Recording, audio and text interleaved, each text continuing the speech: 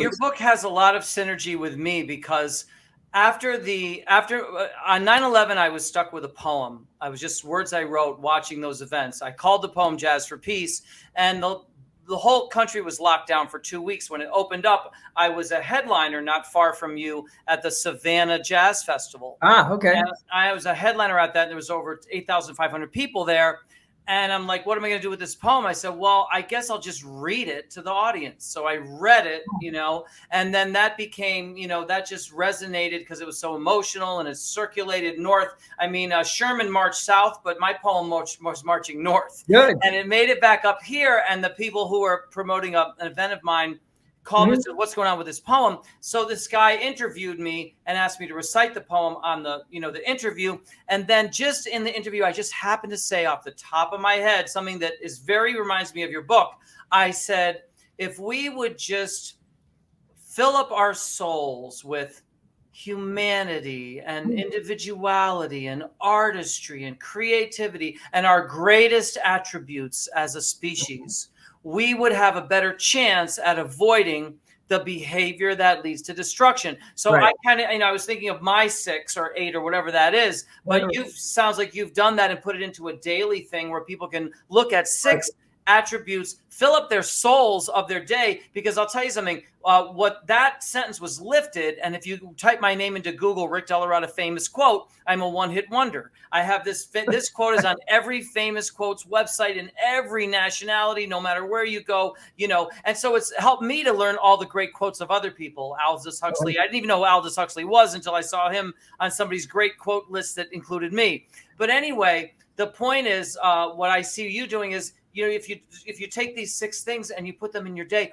already you are doing something important. You're raising your frequency, you're raising your frequency, and you're raising your, you're raising your frequency. Endorphins also raise in frequency and all that. But anyway, that's all piled in. But at a higher frequency, that's what's so important. And I know they teach that even in recovery, they teach stoicism and things like that. But see, the key for me when I look at all of this and I see the people that have, transformed, come out of difficult situations like you and have something that helps people and gives to people, is you've embraced something which raises your frequency, and it makes you not want to do things that lower your frequency. And that's where addiction is. Addiction is a person who can't stop lowering his frequency. He can't stop doing it. And so he keeps lowering his frequency, and that brings him down and everybody around him down. And it's a big house of cards falling. You, by almost being addicted to raising your frequency with these 6 things, are now constantly placing yourself in a position where you can be of service, of help. And that's what makes you rich inside, not the money from selling 1 million, tabletop counters. You know what I mean? Even though you did it and did it well, your real wealth is coming from this ability that you have to help people. So I'm going to take us out on a little bit of music that's related to that. This is a song by Miles Davis, and it's called Solar.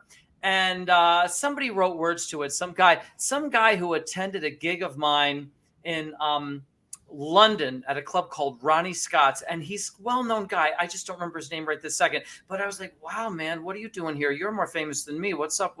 I just came to check you out, man. And I was like, this is his lyrics to this song, Solar. Great. Yeah, I can't remember. And then I'm going to go into something. Well, I'll go into a little bit of a free improvisation, so we'll see where that takes us. Okay.